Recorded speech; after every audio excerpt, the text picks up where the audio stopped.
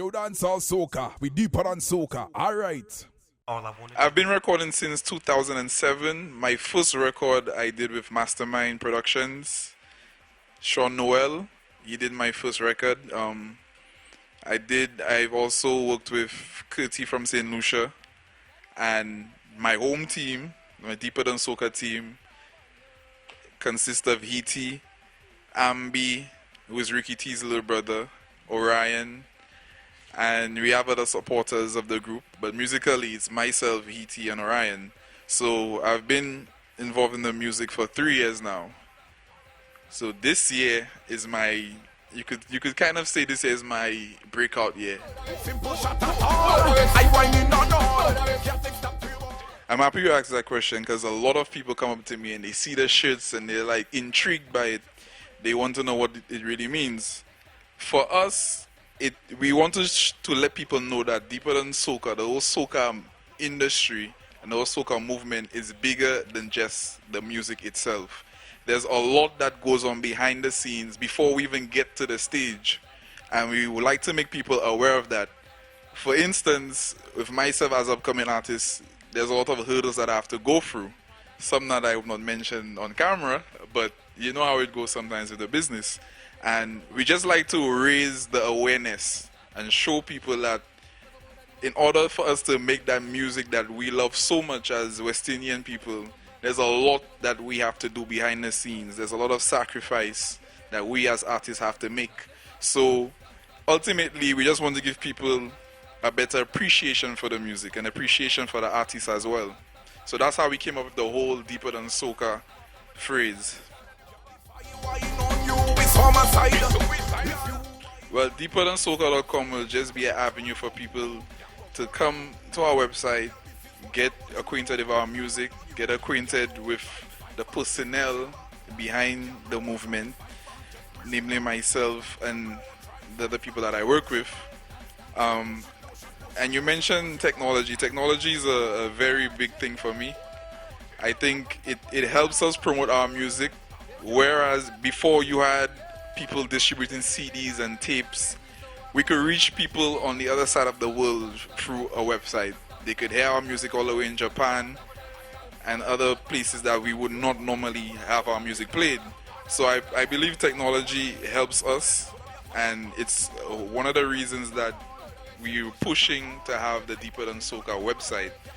Not only the website, but we have other social networking websites such as Facebook, MySpace, and Twitter. And you know I on Twitter all the time because you know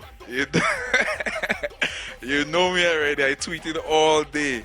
And I have to say this to my other fellow artists in St. Lucia especially. I notice that a lot of us do not utilize Twitter, and a lot of us might not be familiar with it. But I always urge them to go out and explore Twitter and make use of it. Because of Twitter, I'm here with you today doing an interview. So that goes to show that it does work. It's a very useful networking tool, and I always urge my people to go do it. So I still urge you, I say go on Twitter, make an account, and chat. Maybe next time you'll be the one doing the interview. Twitter page is Sedale Music. So if you want to come follow me, just check me out, Sedale Music. That's SEDALE MUSIC. Sedale Music.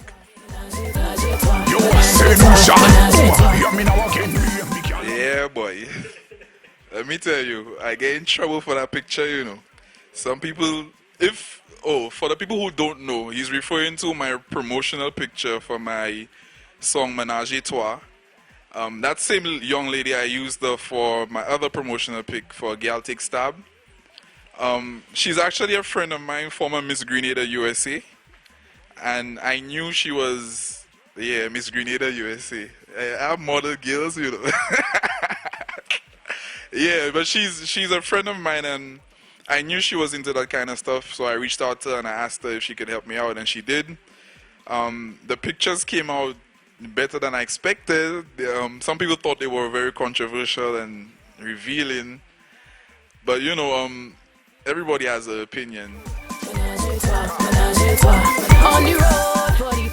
Well, like, the guys loved it. The guys loved the picture. They thought it was very edgy.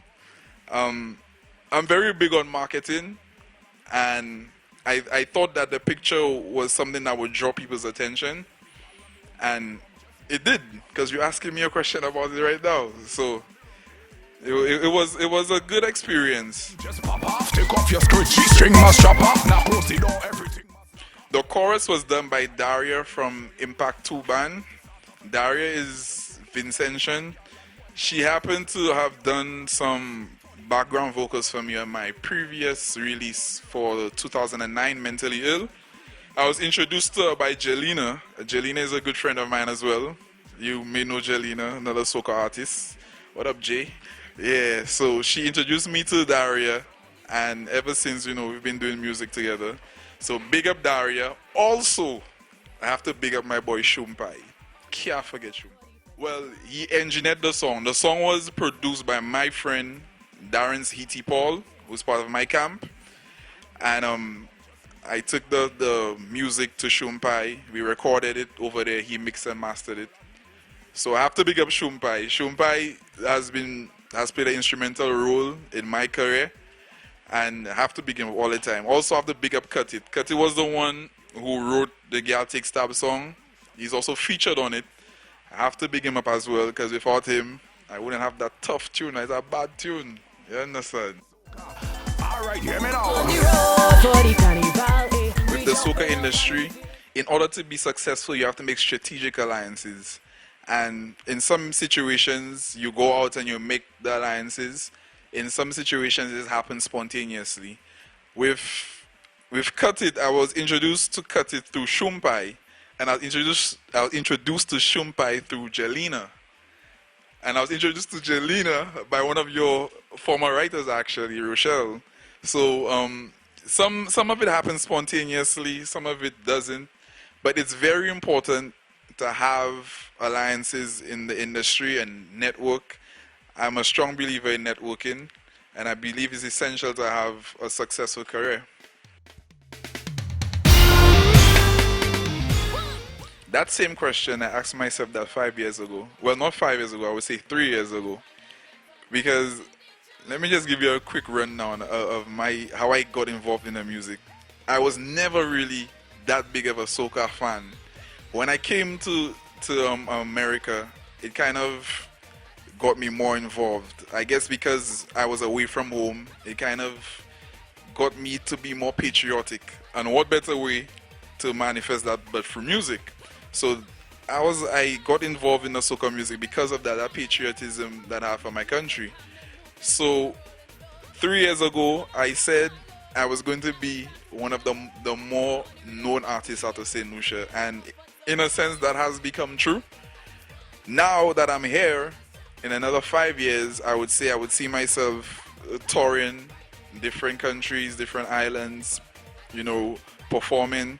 Also, I'm very big on social activities as well, and by that I mean being involved in the community, because I don't believe we should just sing songs and go perform and then collect money and then go home. I think we also have to contribute to the community and try to uplift our surroundings and the people around us. So that's one thing I see myself doing. I'm originally from La Clary, and right now I reside in Rodney Heights, Grizzly. All the true Lucians know about La Clary, that's foundation there. Yeah, man. I would say it made me aware of the different walks of life. In La Clary, you would find you have middle class people living next to a lower class person. So I would categorize myself as a middle class individual, and I would be rubbing shoulders on a daily basis with guys from the lower class. So you get to see how people in the ghettos and so on live, and you get a greater appreciation for your position in society.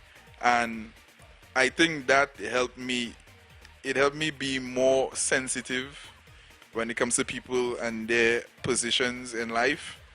And you could hear that through my music. I always have my ear to what the people want, and it's not only one set of people. There are a whole bunch of people in all different walks of life in the Caribbean. And we have to pay attention to that as artists. And I think with my surroundings where I grew up, it helped me to do that. Let me tell you, my father is a big soca man, big calypso man. I grew up listening to Kitchener, Sparrow, all the old time soca and calypso hits. I used to listen to them. My father was actually a steel pan player for St. Lucia. So I was always around it. I was just never singing it. I was always involved in music in some form or fashion. I used to DJ. I used to be going out to all the parties and clubs and DJing and stuff. And then, like I said, when I moved to New York, I guess being away from home evoked a great sense of patriotism, and I just thought I should manifest that for music. I think it's the culture of the place, you know. In St. Lucia, we don't want to be too big for our own selves. And by that I mean, if you are successful and you try and play topper thing and you're bigger than everybody, trust me, the people will let you know and bring you down to size and let you know you're still one of us. Not because you have a big song, that means you could, you know, pretend like you're better than us. And I think that helps people, the artists, to be humble. Because you find it like in America, you see people go after the celebrities and they praise the celebrities so much that the celebrities are then put a notch higher above the people themselves who support them. But in St. Lucia, we support each other, but you won't see people going, oh my God, there's Ricky T, oh my God, you know. And it's cool because, like I said, it humbles you. You could find, like I mentioned, Ricky T, who's St. Lucia's biggest soca artist. You could see Ricky T on the block chilling with everybody. And I appreciate that. I really like that because it shows that even if I'm an artist and I've made it big and I'm successful, I could still come back and chill with my people and still hang out on the block like I always used to. And I really respect Ricky T especially for that. So big up Ricky T. One thing. Yeah, man. Boy, the chicken van, eh? The chicken van. Chicken and chips and tartar sauce. Carnival is usually associated with a lot of good memories, so I would just put Carnival out there, yeah. Biggest lesson learned, I would say, is to be aggressive. I mean, you can't let people push you over. In the soca industry, you have to be very firm. There are certain things that won't go your way, especially for upcoming artists. So you have to be very firm and let people know that you're here and you have to be respected. And sometimes it takes an aggressive approach for people to know that. If not, if you're very passive, people will overlook you and they'll just step all over you and you won't make any progress. I would say they don't know about our people and the warmth that our people have and how welcoming our people are. Last words. First and foremost, let me big up God, because 3 years ago I never thought I would be here. So I'm very grateful for that. I have to big up my team, E.T., Orion, Busy, Soup, Ambi, Deeper Than Soca, you already know. Big up Zong, big up Kuma. I have to big up Shumpai, Cut It, Daria. What are you saying, my girl? Nah, I'm just joking. Yeah. Big up my dogs in St. Lucia, Snoopy, Goose, Biko. You already know, holding me down, Reggie Park, Lock Larry, everything nice. Infrared, oh, Mighty Papa, Kevin, A.K. Patsal, Versatile Sounds. That is my home team up here. And I big up my Twitter people, boy. Like, say people come on Twitter and say, boy, I big them up. I big up Sherry, I go big up Nikki, big up Selvie, big up Tiffany, big up Jennifer, big up my whole crew up in Twitter, boy. I can't remember everybody right now, but if I forget you, just tweet me and tell me, see there, boy. If I get them to pick me up, boy, how much thing. But you don't know, it's all love, respect. For the festival.